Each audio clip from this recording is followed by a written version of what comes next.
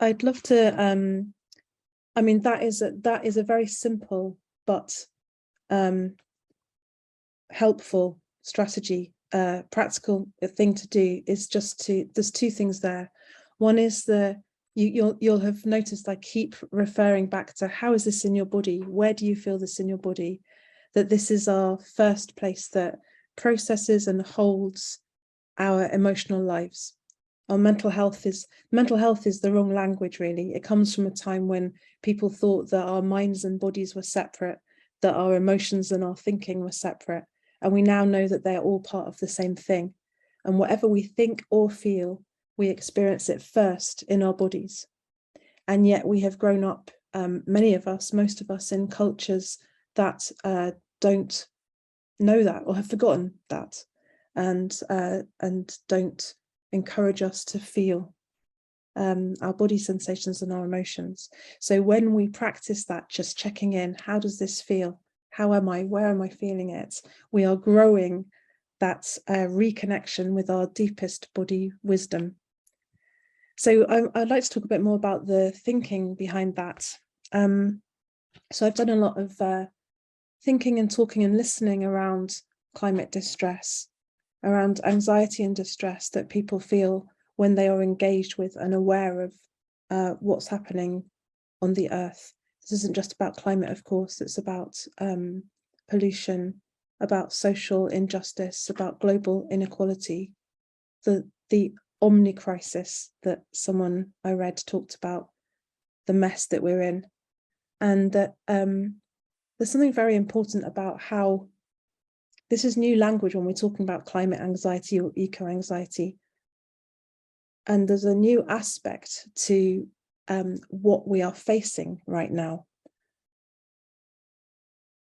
And that and an acknowledgement that our psychological models don't really fit it very well, because our distress at what we know about the earth and the climate crisis is a really healthy, congruent response. Anyone engaged with knowing that, anyone facing that information, if they are whole and alive and feeling, we are gonna feel distressed. So the distress itself isn't something that's wrong, but what turns it into something that threatens our mental well-being is when we're left alone with that, when we feel alone and abandoned and unheard in that distress.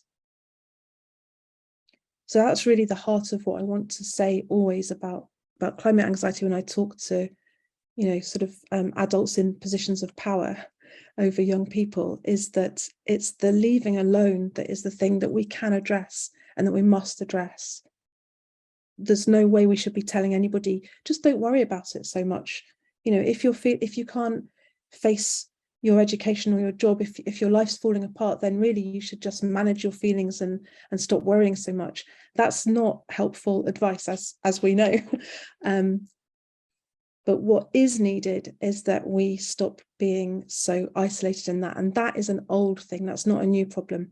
That is an old issue that comes from living in cultures of domination and separation, cultures of patriarchy, of white supremacy, of capitalism, where our behavior and our productivity and our economic use is of more value than our well-being, than our health, than our family and communities.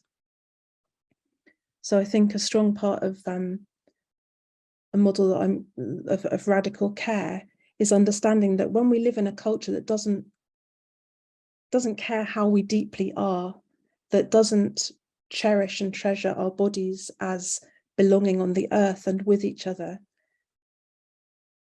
then we grow up with something very important missing. So I'm looking at this with a sort of understanding of neurobiology and of attachment theory, really about how have humans evolved? What are our basic needs? And what happens to us when they're not met? So just to be really brief about it, our basic needs as children, as babies, are for really profound and extended care from not just parents, but a community of people around those parents.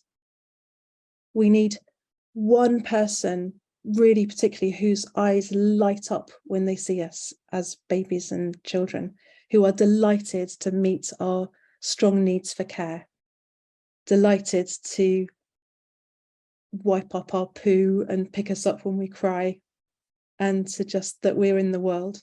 And that person to be surrounded by people who are delighted in supporting that. That's our human evolved needs. And our cultures of separation have made that almost impossible for those needs to be met. You know, parents are stressed and under-resourced.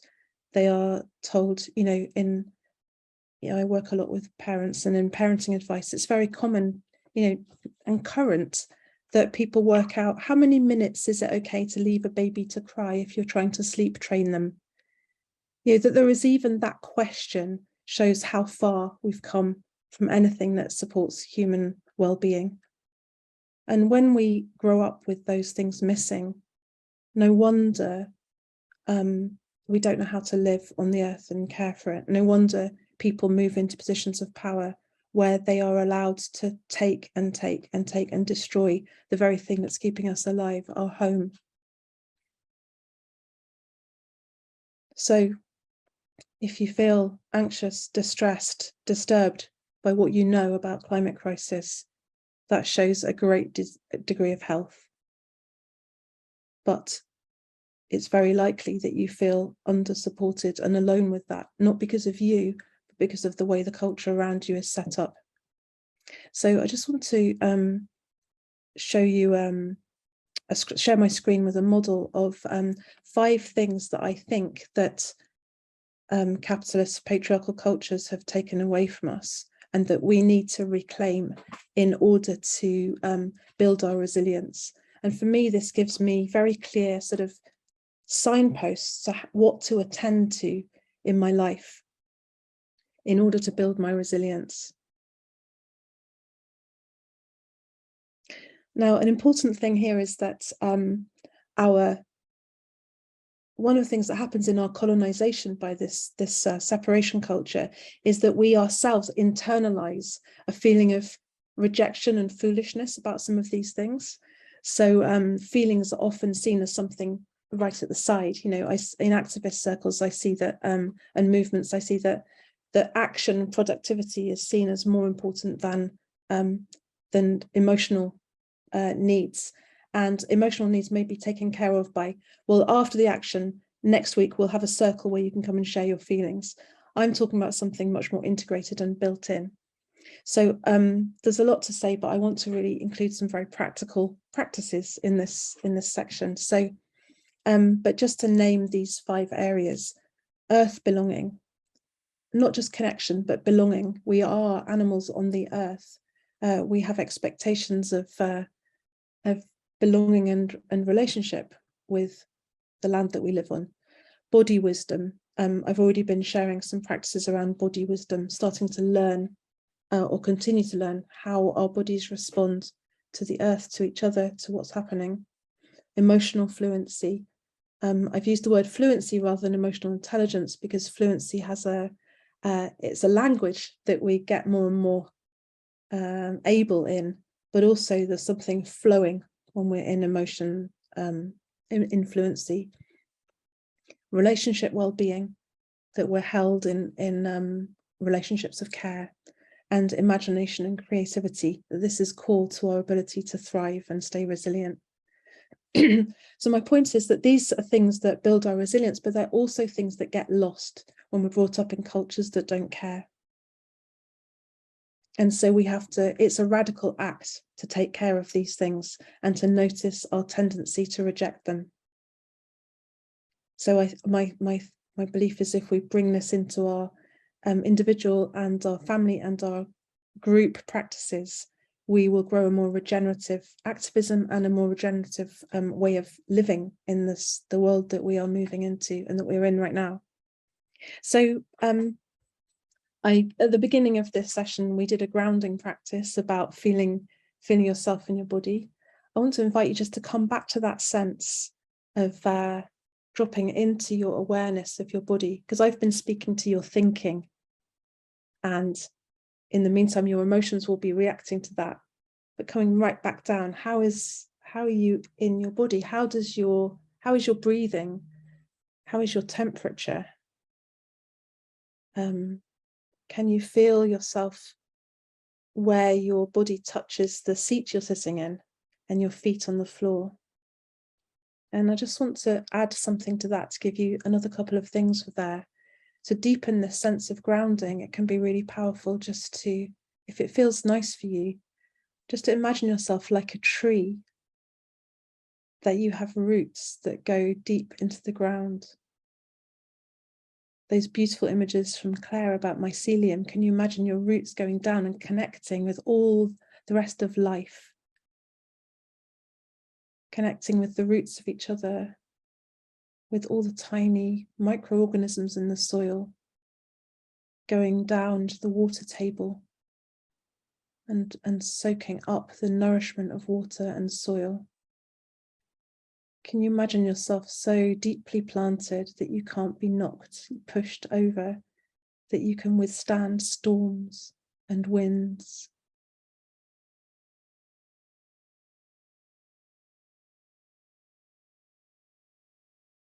Feeling all the deep nourishment as your roots go deep into the earth.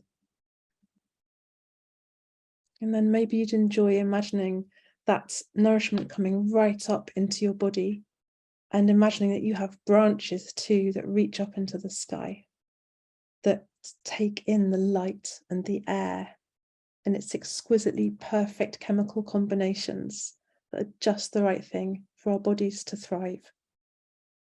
Taking in the air and the light in our branches and the earth and the water in our roots.